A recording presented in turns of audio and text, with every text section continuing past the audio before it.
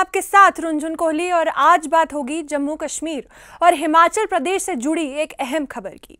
बीते दिनों में जम्मू कश्मीर और हिमाचल प्रदेश ने ऐसी बादल फाड़ तबाही देखी है जिसने यहाँ के लोगों की किस्मत पूरे तरीके से बदल कर रखती है। जम्मू कश्मीर और हिमाचल प्रदेश में आई आपदा की भयानक तस्वीरों से पूरी दुनिया रूबरू हो चुकी है, जहां तबाही और बेबसी ने आम लोगों की जिंदगी बुरी तरह से प्रभावित की है। लेकिन तबाही के इतने दिनों के बाद प्रधानमंत्री मोदी ने आज हिमाचल का दौरा किया और साथ ही हिमाचल के लिए एक बड़ा रिलीफ पैकेज का ऐलान भी किया। सरकार ने 1500 करोड़ रुपए की मदद देने का ऐलान किया है, लेकिन अब राहत बचाव के इस राशि के ऐलान के बाद जम्मू कश्मीर की नजरें भी सरकार की तरफ टिकी हैं। आने वाले समय में केंद्र द्वारा जम्मू कश्मीर के राहत के लिए कितनी राशि दी जाएगी, ये सब अब एक बड़ा सवाल बन गया है। आपदा के मरहमों के लिए जम्मू कश्मीर का पलड़ा फिलहाल खाली है। क्या जम्मू कश्मीर के अच्छे दिन आने वाले हैं? क्योंकि जितनी बड़ी मात्रा में ये नुकसान हुआ है, लोगों की केंद्र से मदद की आशाएं भी उतनी ही बड़ी है। अब हम आपको पीएम मोदी के हिमाचल दौरे से जुड़ी हर कड़ी आपके सामने रखने वाले हैं। पीएम नरेंद्र मोदी गग्गल एयरपोर्ट पर पहुंचे, जहां मुख्यमंत्री, राज्यपाल और नेता प्रतिपक्ष ने उनका स्वागत किया। पीएम ने सबसे पहले हिमाचल प्रदेश के चंबा, भरमौर, कांगड़ा और अन्य प्रभावित क्षेत्रों का हवाई सर्वेक्षण किया। इसके बाद पीएम ने कांगड़ा में एक आधिकारिक बैठक की, जिसमें राहत कार्यों की समीक्षा के साथ साथ हिमाचल में हुए नुकसान का आकलन भी किया। समीक्षा बैठक में पीएम मोदी, सीएम सुक्खू, राज्यपाल शिव प्रताप शुक्ल, नेता प्रतिपक्ष जयराम ठाकुर, डिप्टी सीएम मुकेश अग्निहोत्री भी मौजूद रहे। प्रधानमंत्री ने हिमाचल प्रदेश में बाढ़ और वर्षा प्रभावित क्षेत्रों के लिए 1500 करोड़ रुपए की वित्तीय सहायता की घोषणा की है। पीएम ने मृतकों के परिजनों के लिए 2 लाख रुपए और घायलों के लिए 50,000 रुपए की अनुग्रह राशि का घोषणा किया है। प्रधानमंत्री आवास योजना के तहत लोगों को घर बनाने की मंजूरी दी गई है। साथ ही पुराने राष्ट्रीय राजमार्गों की मरम्मत भी की जाएगी। बाढ़ से प्रभावित लोगों की प्रधानमंत्री राहत कोष से मदद की जाएगी और पशुओं के लिए खास मिनी किट भी बांटी जा रही है। केंद्र सरकार ने बाढ़ प्रभावित इलाकों में ढांचागत सुविधाओं की मरम्मत और पुनर्निर्माण के लिए हर संभव मदद का भरोसा दिलाया है। सरकार ने यह भी कहा है कि खेती से जुड़े लोगों को खास मदद दी जाएगी, खास तौर पर उन किसानों को जिनके पास फिलहाल बिजली कनेक्शन नहीं है। उन्हें अतिरिक्त सहायता की जाएगी ताकि वे फिर से अपने पैरों पर खड़े हो सके। बारिश के पानी को सहेजने और जमीन के नीचे पहुंचने के लिए खास रिचार्ज स्ट्रक्चर बनाया जाएगा।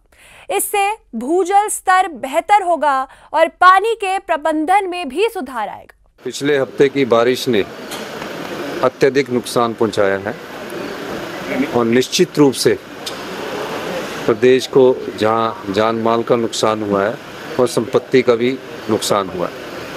हमारे किसानों की फसलें बह गई हैं, बहुत जगह लैंडस्लाइड्स हो गया है, बहुत जगह ज़मीन धंस गई है, पीने की पानी की योजनाएं पूरी तरह नष्ट हो चुकी है, सिंचाई की योजनाएं पूरी तरह नष्ट हो चुकी है, बिजली के ट्रांसफार्मर तकरीबन काफ़ी ज़्यादा नुकसान पहुंचाया है और सड़कों का तो बेहाल है।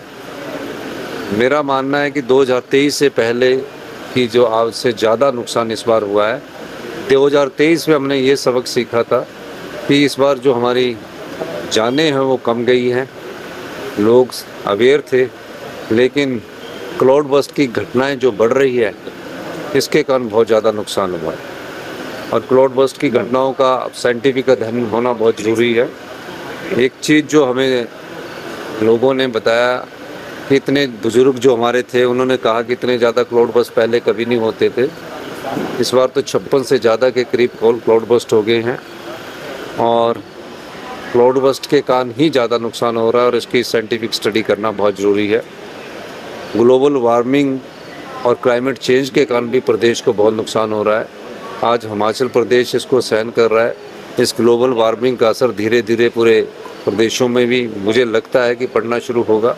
केंद्र सरकार ने नुकसान की सीमा का आकलन करने के लिए हिमाचल प्रदेश का दौरा करने के लिए अंतर मंत्रालय केंद्रीय दल पहले ही भेज दिया है। तथा उनकी विस्तृत रिपोर्ट के आधार पर आगे की सहायता पर विचार किया जाएगा। प्रधानमंत्री ने आपदा से प्रभावित परिवारों से भी मुलाकात की है।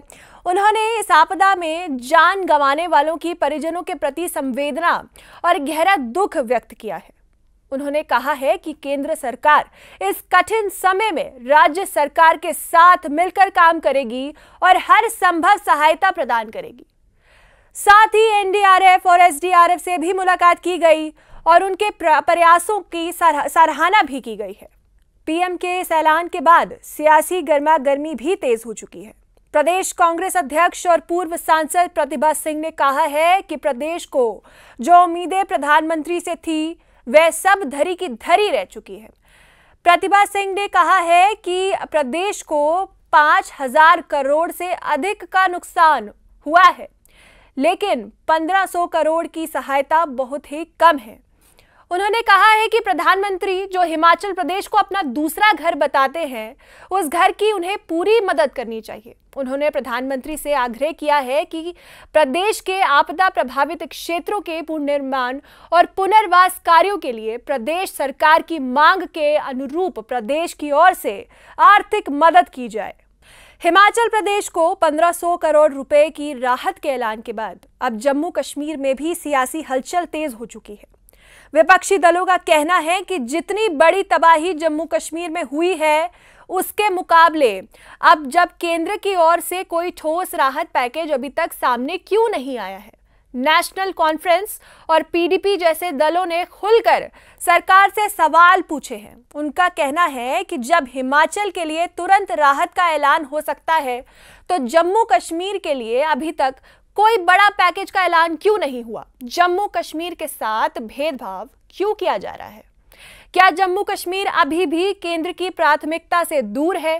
क्या जम्मू अभी भी प्राथमिकता में नहीं आता? मुख्यमंत्री उमर अब्दुल्ला और महबूबा मुफ्ती दोनों ने सोशल मीडिया और प्रेस ब्रीफिंग के जरिए केंद्र के जम्मू कश्मीर के लिए भी स्पेशल रिलीफ पैकेज की मांग की है।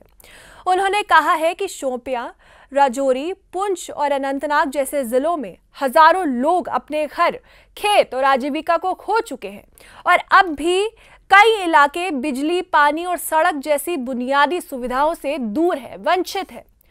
विपक्ष का यह भी कहना है कि हिमाचल के लिए अंतर मंत्रालय टीम पहले ही भेज दी गई है, लेकिन जम्मू कश्मीर में अभी तक ऐसा कोई सर्वे क्यों नहीं किया गया? ऐसे कोई सर्वे या केंद्र स्तर का दौरा क्यों नहीं हुआ है? अब ये देखना अहम होगा कि केंद्र की तरफ से जम्मू कश्मीर को कब और कितनी मदद मिलेगी।